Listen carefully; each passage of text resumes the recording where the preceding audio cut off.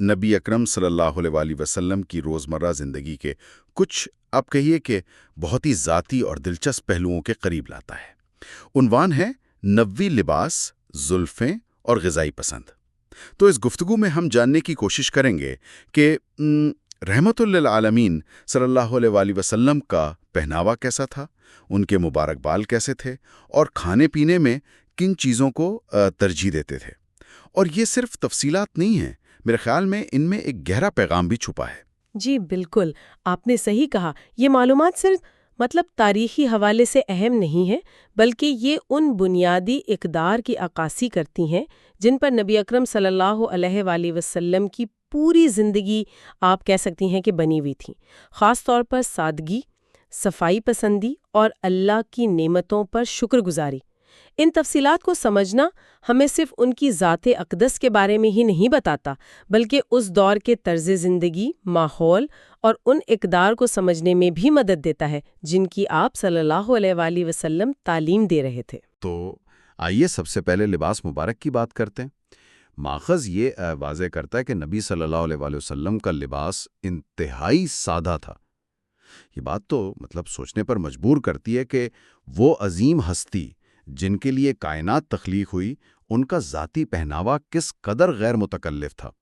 ماخذ میں خاص طور پر سفید رنگ کا ذکر ہے کہ اکثر سفید کپڑے زیب تن فرماتے۔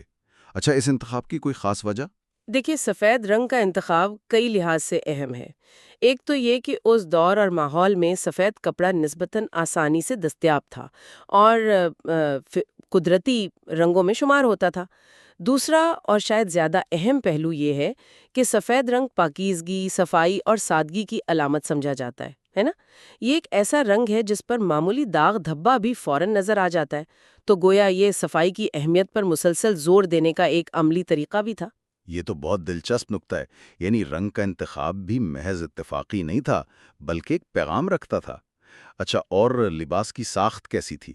ماخذ میں قمیض، تہبند اور چادر کا ذکر ہے۔ جی ہاں، تفصیلات کے مطابق آپ صلی اللہ علیہ وآلہ وسلم عموماً ایک قمیض پہنتے تھے جو لمبائی میں گھٹنوں تک یا اس سے کچھ نیچے ہوتی تھی۔ نیچے تہبند باندھتے تھے جسے ازار بھی کہا جاتا ہے، جو کمر سے ٹخنوں تک جسم کو ڈھانپتا تھا، اور کندھوں پر ایک چادر ڈالتے تھے جسے ردا کہتے ہیں۔ یہ لباس اس وقت کے عرب کے موسمی حالات کے لیے نہایت موزوں تھا، گرمی میں ٹھنڈک کا احساس دیتا اور جسم کو ڈھانپنے کے بنیادی تقاضے بھی پورے کرتا تھا۔ سر پر امامہ باندھنے اور پاؤں میں سادہ چمڑے کے جوتوں کا بھی ذکر ہے۔ یہ مجموعی طور پر ایک بہت ہی عملی اور سادہ پہناوا لگتا ہے۔ بالکل، امامہ صرف دھوپ سے بچاؤ ہی نہیں دیتا تھا، بلکہ عرب ثقافت میں وقار اور شناخت کی علامت بھی سمجھا جاتا تھا۔ اور چمڑے کے جوتے اس زمانے کے لحاظ سے پاؤں کی حفاظت کے لیے ضروری اور عام استعمال کی چیز تھے۔ لیکن ان سب چیزوں میں جو بنیادی عنصر مشترک ہے وہ سادگی اور عدم تکلف ہے، کوئی بناوٹ یا دکھاوا نہیں۔ اور ماخذ ایک اور بات پر بہت زور دیتا ہے کہ یہ سادہ لباس ہمیشہ انتہائی صاف ستھرا ہوتا تھا۔ یہ پہلو کتنا اہم ہے؟ کیا یہ صرف ذاتی صفائی کا معاملہ تھا یا اس سے بڑھ کر کچھ؟ یہ نقطہ انتہائی کلیدی ہے۔ دیکھیے، اسلام میں صفائی کو نصف ایمان قرار دیا گیا ہے۔ نبی اکرم صلی اللہ علیہ وآلہ وسلم کا عمل اس تعلیم کی بہترین مثال تھا۔ لباس کا سادہ ہونا قناعت اور دنیاوی نمود و نمائش سے بے رغبتی کا اظہار ہے، جبکہ اسی لباس کا نہایت صاف ستھرا ہونا ذاتی طہارت، نظم و ضبط اور اللہ کی نعمت کی قدردانی کو ظاہر کرتا ہے۔ یہ دونوں چیزیں مل کر ایک متوازن شخصیت کی تصویر پیش کرتی ہیں۔ یعنی یہ صرف پہننے اوڑھنے کا معاملہ نہیں بلکہ ایک طرز زندگی کا عملی اظہار تھا۔ بلا شبہ یہ اس بات کی دلیل ہے کہ روحانیت اور روزمرہ کے معمولات حتیٰ کہ آپ کا لباس ایک دوسرے سے جڑے ہوئے ہیں۔ آپ صلی اللہ علیہ وسلم کا یہ انداز اس معاشرے میں خاص طور پر نمایاں تھا جہاں بعض اوقات قبائلی تفاخر یا سماجی حیثیت کا اظہار مہنگے اور بھڑکیلے لباس سے بھی کیا جاتا تھا۔ اس کے مقابلے میں یہ سادگی اور صفائی پر مبنی انداز ایک خاموش مگر انتہائی پر اثر پیغام تھا کہ اصل عزت اور وقار انسان کے کردار اور پاکیزگی میں ہے، نہ کہ ظاہری ٹھاٹ باٹ میں۔ یہ واقعی گہری بات ہے۔ اچھا، لباس کے بعد اب آتے ہیں نبی اکرم صلی اللہ علیہ وسلم کے مبارک بالوں کی طرف۔ ماخذ اس حوالے سے بھی کچھ تفصیلات فراہم کرتا ہے۔ یہ بھی ان کی شخصیت کا ایک اہم پہلو ہے۔ جی، اور یہ تفصیلات بھی ان کی شخصیت کے جمالیاتی پہلو اور ذاتی نگہداشت کے انداز پر روشنی ڈالتی ہیں، لیکن یہاں بھی وہی توازن نظر آتا ہے۔ ماخذ بتاتا ہے کہ آپ صلی اللہ علیہ وسلم کے بال مبارک نہ تو بہت زیادہ گھنگریالے تھے جیسے حبشیوں کے ہوتے ہیں، اور نہ ہی بالکل سیدھے جیسے بعض اجمی لوگوں کے، بلکہ ان میں ہلکی سی لہر تھی، اور وہ کانوں کی لو اور کندھوں کے درمیان تک رہتے تھے۔ کبھی کانوں کی لو تک، کبھی کچھ لمبے ہو کر کندھوں کو چھونے لگتے۔ ہاں، یہ تفصیل جسے عربی میں رجل کہا جاتا ہے، یعنی ہلکی لہر والے بال، اس وقت خوبصورتی کی علامت سمجھی جاتی تھی۔ یہ ظاہر کرتا ہے کہ آپ صلی اللہ علیہ وسلم اللہ کی دی ہوئی نعمت یعنی بالوں کا خیال رکھتے تھے، انہیں صاف رکھتے تھے، کنگھی کرتے تھے، لیکن اس میں کوئی مبالغہ یا تصنع نہیں تھا، ایک فطری حسن اور وقار تھا۔ بالوں کو بڑھانا یا ایک خاص حد تک رکھنا اس دور کے عرب میں مردوں کے لیے عام بھی تھا۔ بالوں میں تیل لگانے اور کنگھی کرنے کا بھی ذکر ملتا ہے، اور ایک بہت خاص بات جو ماخذ میں ہے وہ ان زلفوں سے آنے والی خوشبو کا ذکر ہے نا؟ جی ہاں، کئی روایات میں صحابہ کرام نے آپ صلی اللہ علیہ وآلہ وسلم کے بالوں مبارک بلکہ آپ کے پسینے تک سے آنے والی خوشبو کا ذکر کیا ہے۔ یہ خوشبو قدرتی بھی ہو سکتی تھی، اور آپ صلی اللہ علیہ وآلہ وسلم کے عطریات خاص طور پر مشک و عنبر کے استعمال کا نتیجہ بھی۔ دونوں صورتوں میں یہ پاکیزگی، نفاست اور ایک پرکشش شخصیت کی عکاسی کرتی ہے۔ اور جو بات واقعی حیران کن اور عقیدت کی گہرائی کو ظاہر کرتی ہے، وہ ماخذ میں بیان کردہ یہ واقعہ ہے کہ صحابہ کرام رضوان اللہ علیہم اجمعین آپ صلی اللہ علیہ وآلہ وسلم کے تراشے ہوئے بالوں کو، یا اگر کوئی بال مبارک گر جاتا تو اسے تبرک کے طور پر محفوظ کر لیتے تھے۔ یہ تو محبت اور عقیدت کی انتہا لگتی ہے۔ یقیناً یہ نبی اکرم صلی اللہ علیہ وآلہ وسلم سے صحابہ کرام کی بے مثال محبت، گہری عقیدت اور والہانہ لگاؤ کا مظہر ہے۔ ان کے نزدیک آپ صلی اللہ علیہ وآلہ وسلم کی ذات سے نسبت رکھنے والی ہر شے، حتیٰ کہ ایک بال مبارک بھی، انتہائی متبرک اور قابل تعظیم تھا۔ یہ محض جذباتی لگاؤ نہیں تھا، بلکہ اس میں برکت حاصل کرنے کا عقیدہ اور آپ صلی اللہ علیہ وآلہ وسلم کے مقام و مرتبے کا گہرا ادراک شامل تھا۔ اس سے یہ بھی سمجھ آتا ہے کہ پیروکار اپنے محبوب رہنما کی نشانیوں کو کس قدر عزیز رکھتے ہیں، یہ تعلق کتنا گہرا ہوتا ہوگا۔ بالکل، یہ انسانی فطرت بھی ہے، لیکن یہاں معاملہ صرف دنیاوی رہنما کا نہیں بلکہ اللہ کے آخری نبی اور رسول کا ہے۔ صحابہ کرام کا یہ عمل ان کے ایمان کی گہرائی اور نبی اکرم صلی اللہ علیہ وسلم کے ساتھ ان کے روحانی تعلق کی شدت کو ظاہر کرتا ہے۔ یہ محض بالوں کا ذکر نہیں بلکہ یہ اس پورے رشتے کی کہانی بیان کرتا ہے جو نبی اور ان کے صحابہ کے درمیان تھا۔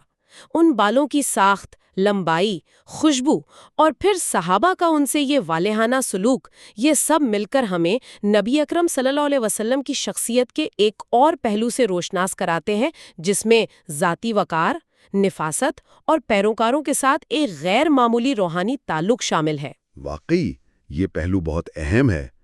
اچھا جی، لباس اور بالوں کے بعد اب گفتگو کا رخ موڑتے ہیں تیسرے حصے کی طرف، یعنی کھانے پینے کی عادات اور پسندیدہ غذائیں۔ ماخذ اس بارے میں کیا بتاتا ہے؟ کیا یہاں بھی وہی سادگی نظر آتی ہے؟ جی بالکل، بلکہ شاید کھانے پینے میں یہ سادگی اور قناعت اور بھی زیادہ نمایاں ہے۔ آپ صلی اللہ علیہ وسلم کی پوری زندگی اس بات کی گواہ ہے کہ آپ نے ہمیشہ سادہ اور میسر غذا کو ترجیح دی۔ ماخذ میں کچھ خاص پسندیدہ چیزوں کا ذکر ہے: کھجور، شہد، دودھ اور جو کی روٹی۔ یہ تو ایسی چیزیں ہیں جو آج بھی صحت کے لیے انتہائی مفید مانی جاتی ہیں۔ ہاں، اور یہ انتخاب بہت معنی خیز ہے۔ کھجور عرب کے ماحول میں توانائی کا فوری اور بہترین ذریعہ ہے۔ شہد کو تو قرآن نے بھی شفا قرار دیا ہے اور اس کے طبی فوائد بے شمار ہیں۔ دودھ ایک مکمل غذا سمجھی جاتی ہے، اور جو کی روٹی گندم کے مقابلے میں زیادہ سادہ، زود ہضم اور کم غذائیت والی سمجھی جاتی تھی، جو شاید نفس کو قابو میں رکھنے اور سادگی اختیار کرنے کی طرف بھی اشارہ ہو۔ یہ تمام غذائیں اس دور میں نسبتاً آسانی سے دستیاب بھی تھیں اور غذائیت سے بھرپور۔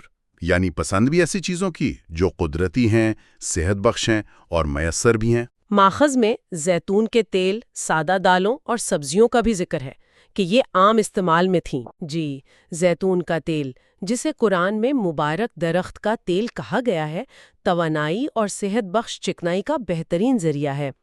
دالیں پروٹین فراہم کرتی ہیں اور سبزیاں وٹامنز اور معدنیات۔